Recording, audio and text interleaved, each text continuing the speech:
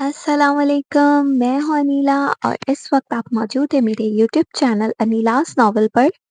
कैसे हैं आप सब? उम्मीद करती हूँ खैरियत से होंगे, अपना बहुत ज़्यादा ख्याल रख रहे होंगे। तो जनाब आज मैं हाजिर हूँ इर्तिकाब जुर्म के किस्त नंबर 26 के साथ। तो जल्दी जल्दी मेरे चैनल को सब्सक्राइब कर दें, बेल आइकन के बटन को लाजमी प्रेस करें ताकि मेरी हर आने वाली वीडियो आपको पर वक्त मिल सके। मेरी नॉवल आप लोगों को कैसी लगती है?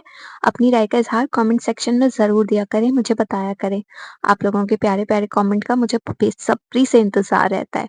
तो ज़्यादा टाइम ज़ाया किए बगैर चलते हैं नॉवल की तरफ। आयत और अश्र दोनों आयत के बंगले में लाउंज में सोफे पर बैठे बातें कर रहे थे। अश्र ने गहरा सांस लेते हुए कहा, तूने बहुत अच्छा फैसला किया है। आयत, कशमाला जैसी लड़की तुझे मिल ही नहीं सकती। वो बेहद मासूम और नेक दिल है। आयत की खामोश आंखों में तजब्सुब था। तब अशर ने उसका हाथ थामा और नर्म लहजे में बोला, मैं जानता हूँ निकाह के दिन मम्मा पापा की गैर मौजूदगी तुझे तकलीफ देगी, लेकिन सब्र कर, सब ठीक हो जाएगा। वक्त सब बदल देता है और याद रख, सच्चाई और मोहब्बत कभी हार नहीं मानते। अर्श की बात पर आयद हल्की सी मुस्कुराहट के साथ सर हिलाता है, जैसे खुद को तसल्ली दे रहा हो। उसी लम्हे दरवाजे की बेल बजती है। रहीम चाचा दरवाज़ा खोलते हैं और फखरुद्दीन साहब शान व वक़ार से अंदर दाखिल होते हैं। उनके साथ बिल्किस बेगम भी थीं, जिनके चेहरे पर खुशी की झलक साफ नुमाया थी। अशर फौरन उठ खड़ा होता है। आयद भी आगे बढ़कर अपने वालिदैन का इस्तकबाल करता है।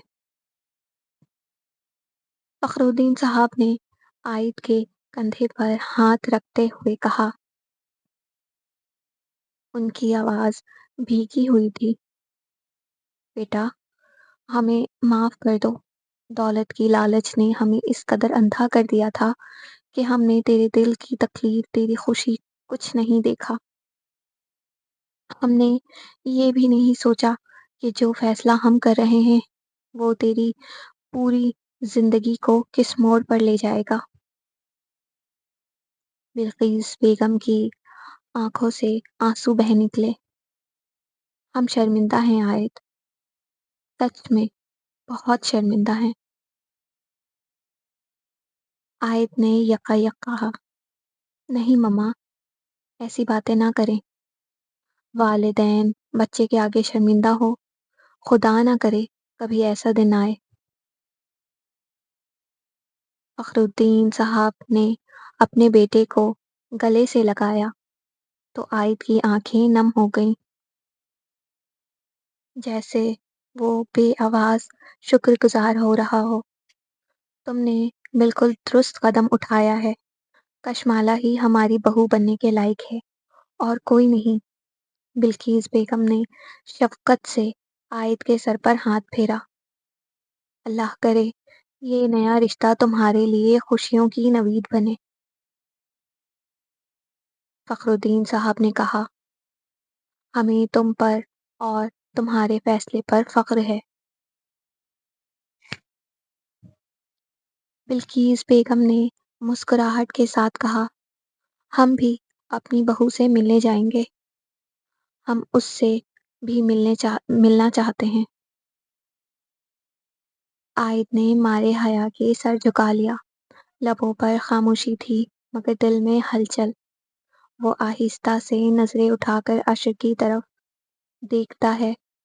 अशर ने बहुत खफीफ अंदाज में गर्दन हिलाकर इशारा किया और आयत सब समझ गया। ये सब कुछ अशर की कोशिशों का नतीजा था। ये वही था जो बिना कुछ कहे भी उसकी मोहब्बत की जंग लड़ रहा था।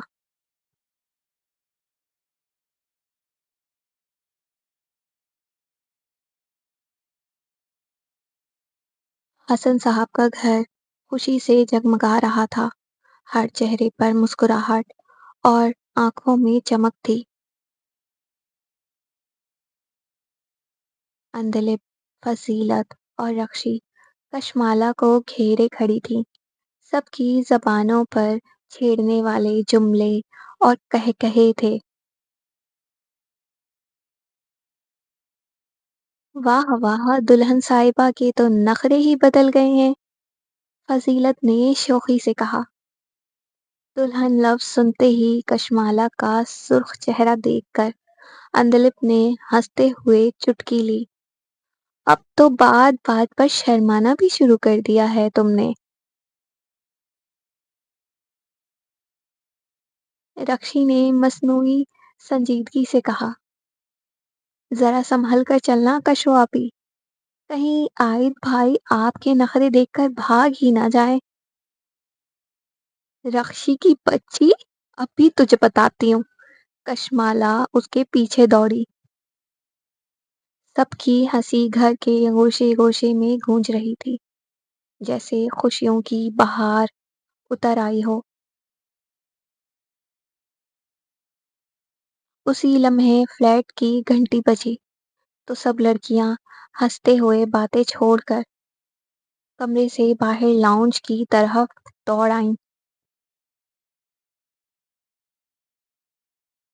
ریحانہ بیگم نے دروازے کی جانب بڑھتے ہوئے جیسے ہی دروازہ کھولا، سامنے فخرالدین صاحب اور بلقیس بیگم کو دیکھ کر پل بھر کو ٹھٹک گئیں۔ ان کے چہرے پر حیرت کی لہر دوڑ گئی۔ آپ لوگ؟ بلقیس بیگم نے سنجیدگی سے کہا۔ جی ہم یہ کہنے آئے ہیں کہ کل نکاح نہیں ہوگا۔ یہ سن کر یکایک ماحول میں خاموشی چھا گئی۔ ریحانہ بیگم اور حسن صاحب کے چہرے پر حیرت اور اداسی کا سایہ اتر آیا۔ وہ جو ابھی خوشیوں میں مست تھے، اچانک مایوسی کی لپیٹ میں آ گئے۔ ساری لڑکیاں جو ابھی تک خوشی سے چہک رہی تھیں، فوراً پریشانی میں مبتلا ہو گئیں۔ کشمالا کا دل زور زور سے دھڑکنے لگا، جیسے اس کے اندر کوئی طوفان اٹھ کھڑا ہوا ہو۔ وہ بے بسی سے آنکھیں بند کیے کھڑی رہی، گویا اسے سنبھلنے کا موقع نہ ملا۔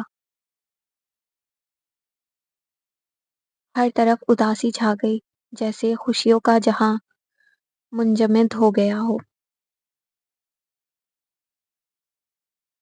سب کے چہرے پر اداسی اور پریشانی دیکھ کر بلقیس بیگم نے محبت بھری مسکراہٹ کے ساتھ جواب دیا۔ ارے بہن، میرا مطلب یہ تھا کہ چونکہ یہ بچے ہمارے ہیں، اس لیے نکاح اتنی سادگی سے کیوں ہوگا؟ ہم پورے دھوم دھام سے شادی کریں گے، باقاعدہ بارات لے کر آئیں گے آپ کے گھر۔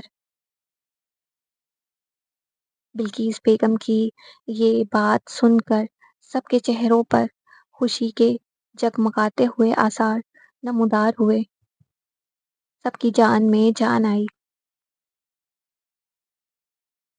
بلقیس بیگم قدم بڑھاتے ہوئے کشمالا کے قریب آئیں اور نرمی سے کہا، اور میں تو اپنی بہو کو دیکھنے آئی ہوں۔ پھر مزید کہا، مجھے معاف کر دو بیٹا، میں نے تمہیں پہچاننے میں غلطی کی تھی۔ تم سے بہتر بہو مجھے مل ہی نہیں سکتی۔ فخرالدین صاحب نے بھی کشمالا کے سر پر ہاتھ رکھ کر شفقت کا اظہار کیا۔ پھر سب بزرگ اکٹھے ہوئے اور محبت و خوشی کے ساتھ شادی کی تاریخ کا تعین کیا گیا۔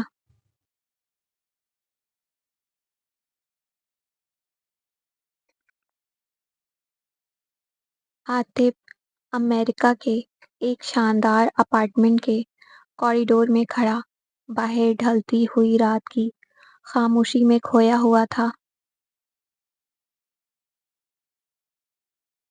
اس کے ذہن میں ماں کے نرم الفاظ گونج رہے تھے، جو کچھ بھی ہوا اسے دل سے نکال دے اور پاکستان واپس آ جا بیٹا۔ پھر ایک ایک کر کے سمارا کی وہ بے ادبی حرکتیں یاد آئیں جنہوں نے اس کے خاندان کو شرمندگی کے گھاٹ اتار دیا تھا۔ دل پر ایک گہرا بوجھ چھا گیا تھا، جیسے زمانے کی تمام تلخیاں ایک لمحے میں اس کے سینے پر اتر آئی ہوں۔ وہ تنہائی میں اپنی غلطیوں کا احساس لیے بے بسی کے سمندر میں ڈوب رہا تھا۔ اس نے دل ہی دل میں کہا، اسے تو شاید آج بھی کوئی فرق نہیں پڑتا ہوگا، وہ آج بھی ویسی ہی بے حس اور لا تعلق ہی ہوگی جیسے پہلے تھی۔ کبھی میرے لیے اس کے دل میں کوئی احساس تھا ہی نہیں۔ عاطف کے کندھے پر سر رکھے ہوئے وہ نرمی سے بولی، ہم اپنی شادی رائل تھیم پر رکھیں گے۔ اس کے ہاتھ میں اس کی ایک سہیلی کے شادی کا دعوت نامہ تھا، جو ان خوبصورت خوابوں کو پہلی جھلک دی۔ عاطف نے کہا، سمارا، تم اتنے بڑے بڑے خواب کیوں دیکھتی ہو؟ تم جانتی بھی ہو میرے پاس تمہارے والد جیسی دولت نہیں ہے۔ تمہیں میں ایک نارمل زندگی تو دے سکتا ہوں، لیکن لگژری لائف اسٹائل نہیں دے سکتا۔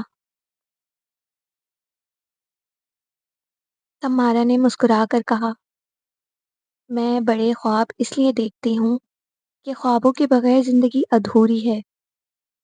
تم راجا بنو گے اور میں تمہاری رانی، یہی ہماری کہانی ہوگی، دیکھنا۔ عاطف نے پختہ لہجے میں کہا، نہ میں راجا ہوں، نہ تم رانی بنو گی۔ میرے ساتھ رہنا ہے تو صرف میری بیوی بن کر رہنا ہوگا، باقی سب خواب چھوڑ دو، یہ ہمارا حق حیات ہے۔ سمارا کا لہجہ تلخ ہوا تھا، دولت سے بڑھ کر دنیا میں کچھ نہیں، تم کماؤ جیسے بھی، لیکن میں اپنی لگژری زندگی کا انداز ہرگز ترک نہیں کر سکتی۔ یہی میرا فیصلہ ہے اور میں اسے چھوڑنے کو تیار نہیں۔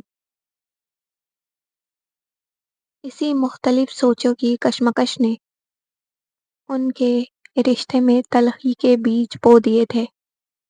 جہاں ایک طرف محبت کی رنگ مدھم پڑنے لگے، وہیں فاصلے بڑھنے لگے دلوں کے درمیان،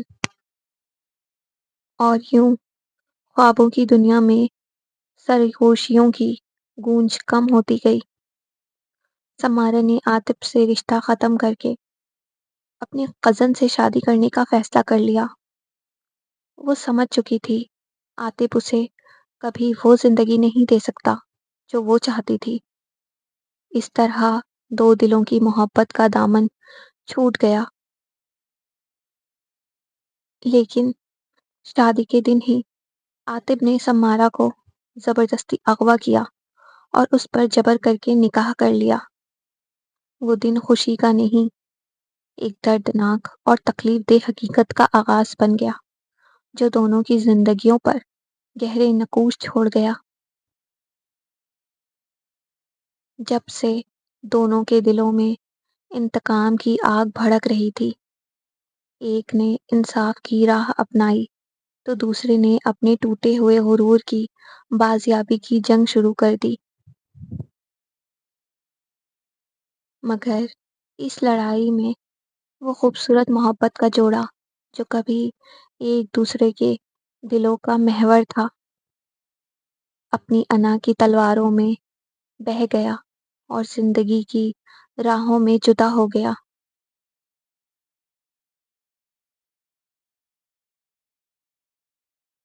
آج کے ایپیسوڈ کا اختتام ہوا، تو آپ لوگوں کو یہ ایپیسوڈ کیسی لگی؟ اپنی رائے کا اظہار کامنٹ سیکشن میں ضرور دیجیے گا، مجھے بتائیے گا، میں ویٹ کروں گی آپ ملتے ہیں نئے ایپیسوڈ کے ساتھ، اپنا بہت زیادہ خیال رکھیے گا۔